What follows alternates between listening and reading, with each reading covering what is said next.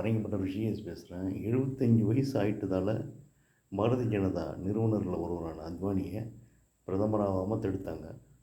சரி, 75 வயசுக்கு பிறகு யாருமே பிரதமராக இருக்கக்கூடாது, உயர் பதவியில் இருக்கக்கூடாதுன்னு ஒரு கொள்கையை வகுத்துட்டீங்க.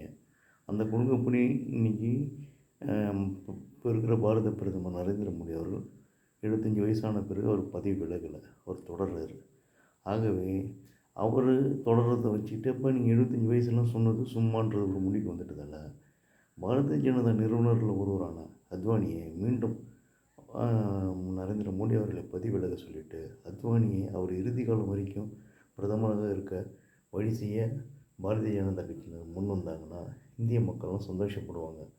ஏன்னா அவர் இந்த ராமர் கோயில் கட்டுவதற்கு கடுமையாக பாடுபட்டவர். அவர் ஒரு இந்துத்துவவாதி. அவர் பிரதமராக இருக்கலாம். அவருக்கு அந்த வயசு காரணத்தை காட்டி தான் ஒதுக்குனீங்க. அந்த வயசை இப்போ ஒதுக்கி வச்சுட்டு அவரை மீண்டும் நீங்கள் ஒதுக்கி வச்சுட்டதால அவர் மீண்டும் பிரதமராகிறதுக்கு வழி செய்யணும்ன்றது தான் என்னுடைய வேண்டுகோள். இது ஆர்எஸ்எஸும் செய்யணும். இந்த முயற்சிகளை எல்லோரும் பங்கெடுத்துக்கணும். நன்றி, வணக்கம்.